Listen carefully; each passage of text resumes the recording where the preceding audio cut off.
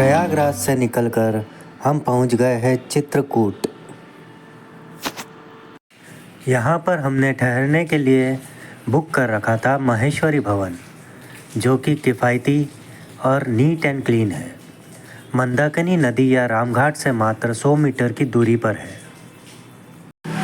भोजन के बाद हम निकल गए टहलने के लिए रामघाट पर।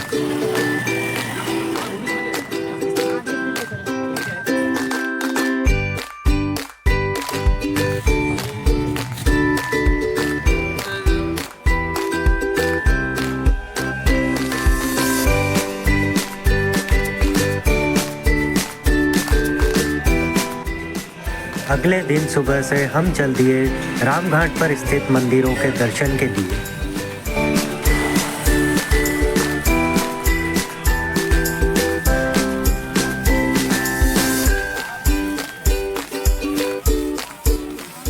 चित्रकूट के घाट पे भाई संतन की भीड़, तुलसीदास चंदन घिसे, तिलक करे रघुवीर।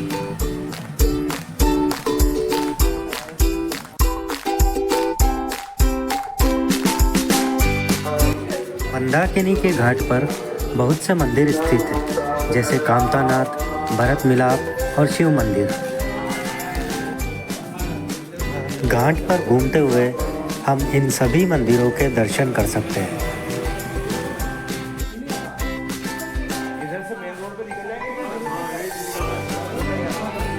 अब हम आ गए हैं कामतगिरी पर्वत के तलहटी में बसा कामतगिरी मंदिर।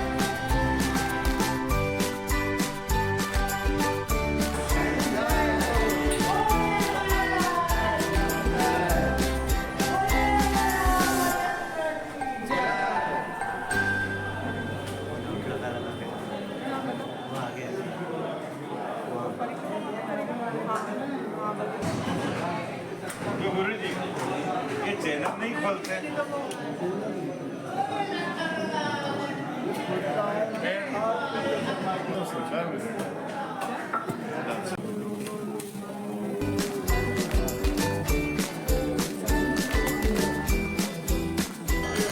कामतगिरी चित्रकूट का मेन होली प्लेस है। कामतगिरी एक संस्कृत वर्ड है जिसका अर्थ होता है मनोकामना पूर्ण करने वाला पर्वत। यहाँ भगवान राम, सीता और लक्ष्मण के साथ अपने वनवास के दौरान रहे थे। श्रद्धालु लोग इस पर्वत की परिक्रमा करते हैं, जो कि लगभग 5 किलोमीटर है।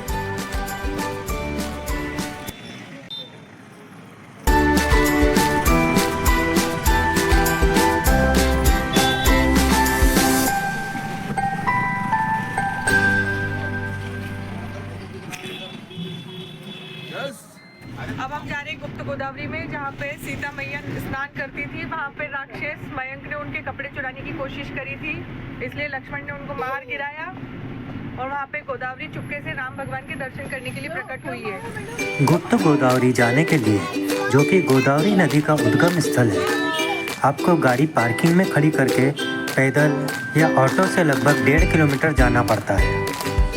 अंदर गुफाओं में जाने के लिए 25 रुपये की टिकट लगती है एक एडल्ट के लिए।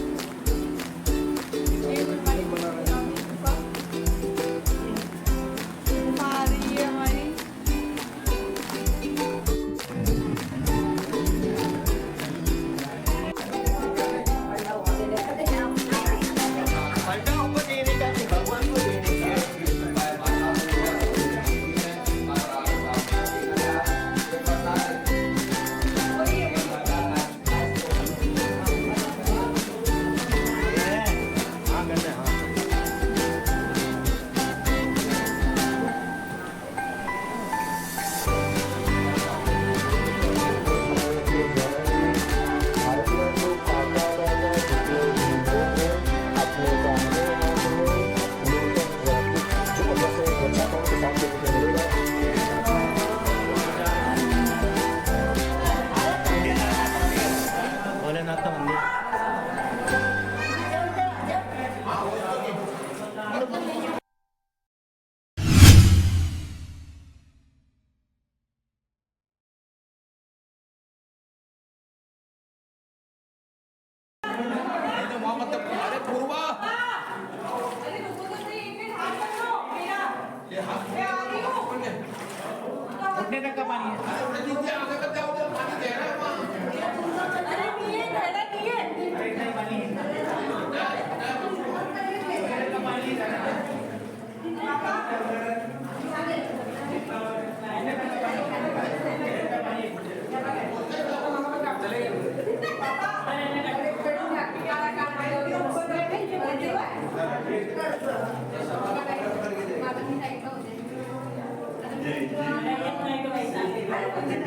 जय श्री राम। अरे आ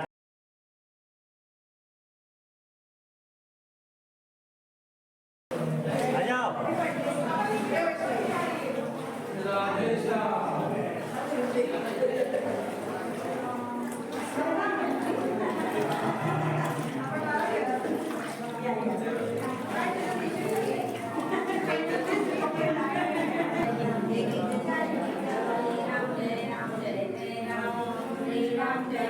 जय जय राम श्री राम जय जय राम श्री राम जय राम जय जय राम।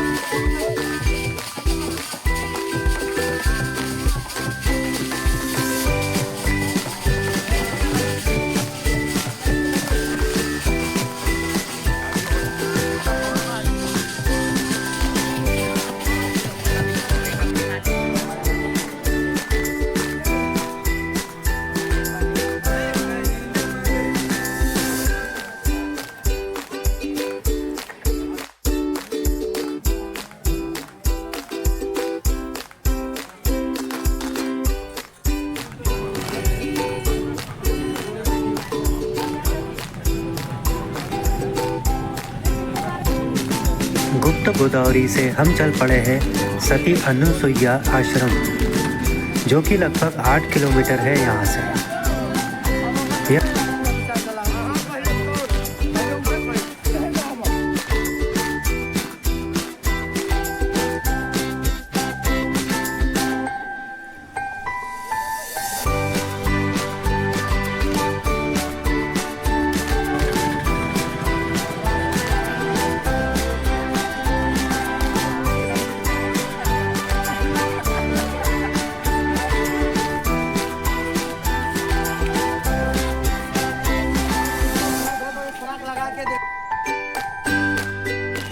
यह आश्रम चित्रकूट के घने जंगलों के बीच है और पास ही मंदाकिनी नदी बहती है।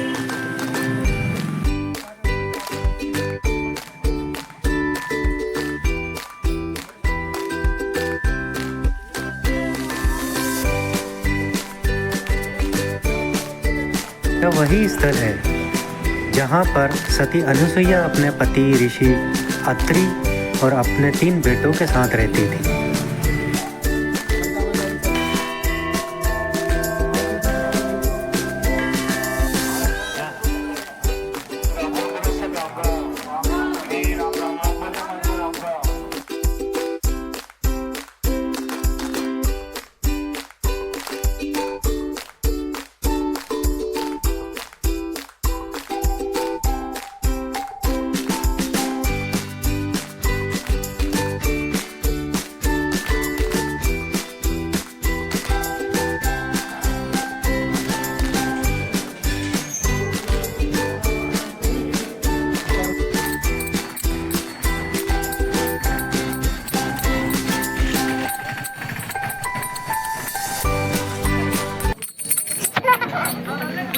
पहुंच गए हैं। यह है स्फटिक शिला, जो कि लगभग अनुसुईया आश्रम से 17 किलोमीटर है।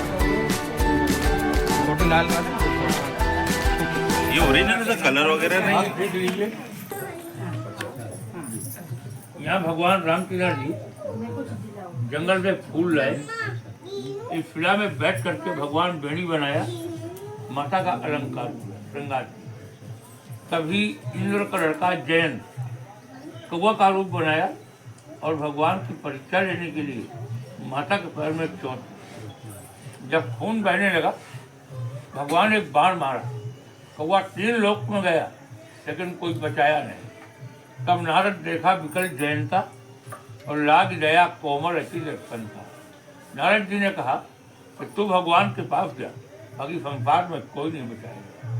तब दोबारा आया, माफी मांगा, तो भगवान एक आंख फोड़ देते हैं।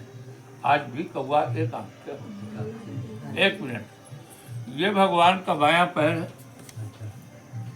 दाहिने पैर का घुटना है, दाहिने पैर का अंगूठा है। जब घुटना टेक करके भगवान ने कौवा को बाण मारा, यहाँ राम बैठे, बेटा यहाँ माता जानकी बैठी, बेटा ये माता जानकी का पैर है।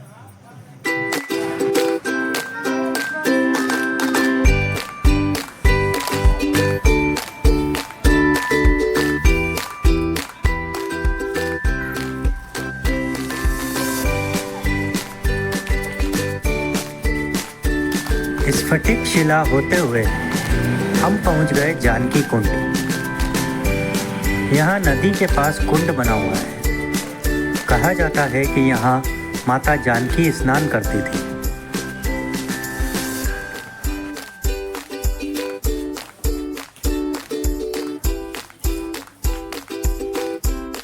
जानकी कुंड से थोड़ा आगे ही है तुलसी पीठ सेवा आश्रम।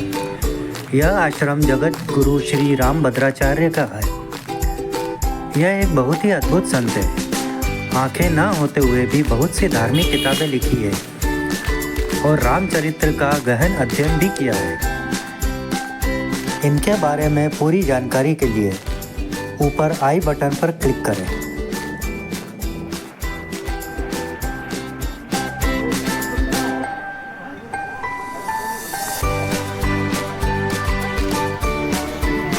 यहीं के रेस्टोरेंट में आप शुद्ध और स्वादिष्ट भोजन भी प्राप्त कर सकते हैं।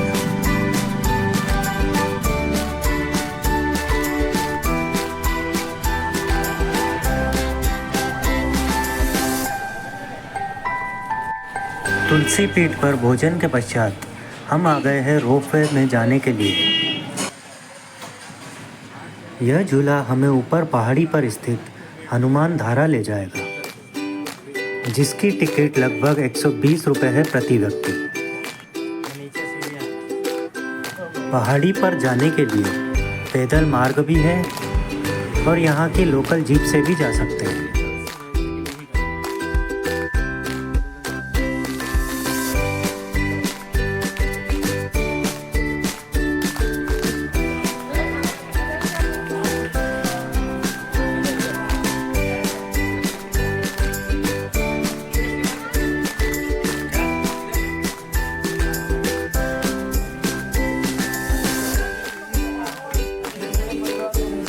यहाँ पर हनुमान जी की मूर्ति पर निरंतर पूरे वर्ष शीतल जल की धारा गिरती रहती है, इसीलिए इसे हनुमान धारा कहते हैं।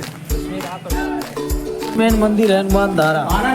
ये बाण मार के राम जी भगवान ने बाण मार के धारा दिया, इनके हृदय वाला स्थान। यहाँ ऊपर से बहुत ही मनोरम दृश्य नज़र आता है। यहाँ तक कि नीचे पार्किंग में खड़ी हमारी टैक्सी भी साफ नज़र आ रही है। हनुमान धारा के ऊपर ही है सीता रसोई, जहाँ पर सीता जी ने ब्राह्मणों के लिए भोजन बनाया था।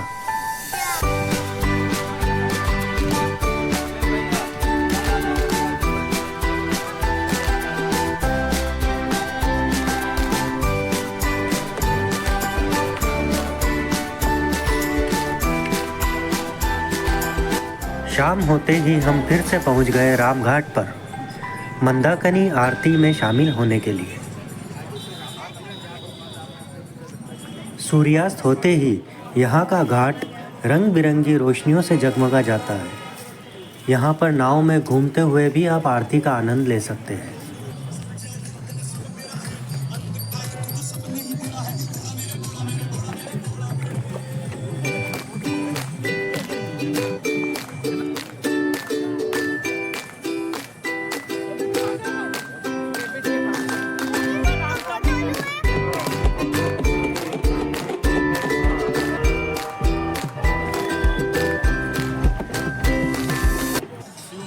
शिव मंदिर ये सामने ऊपर जो झंडा लगा है ये है शिव जी का मंदिर।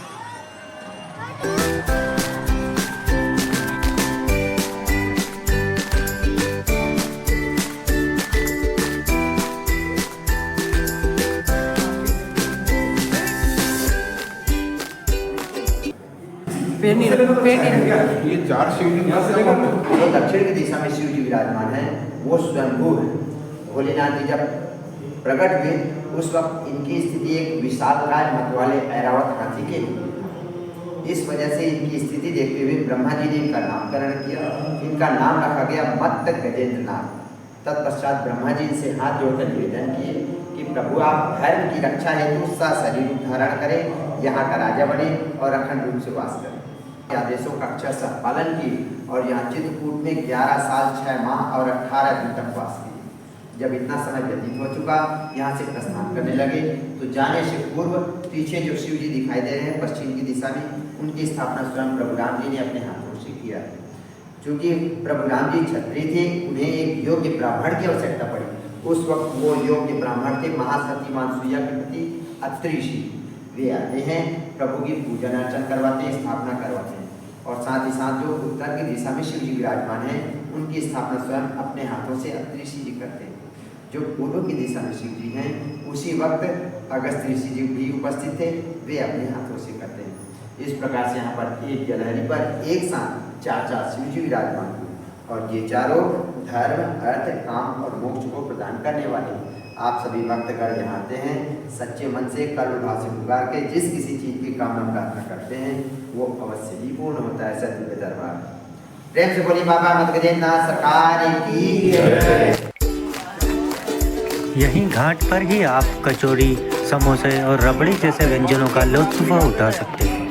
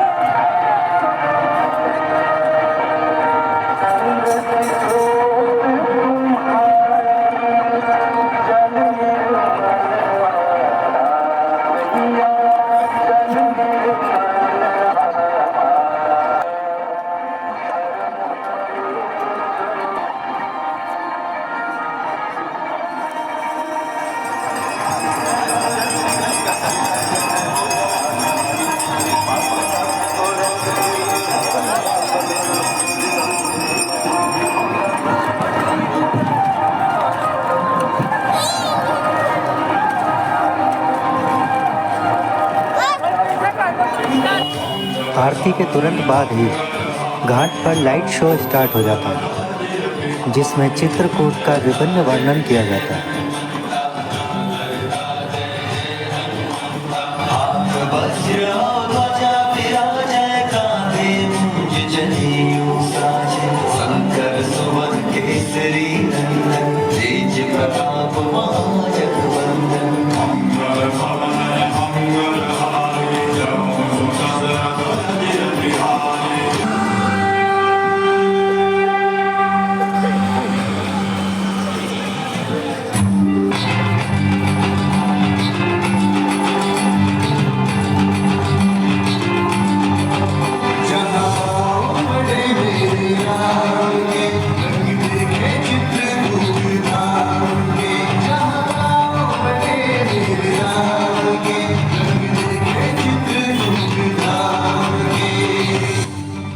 अयोध्या और बनारस की आगे की यात्रा में भी हमारे साथ शामिल होने के लिए यात्रा के आगे के वीडियोस में भी साथ बने रहिएगा। धन्यवाद।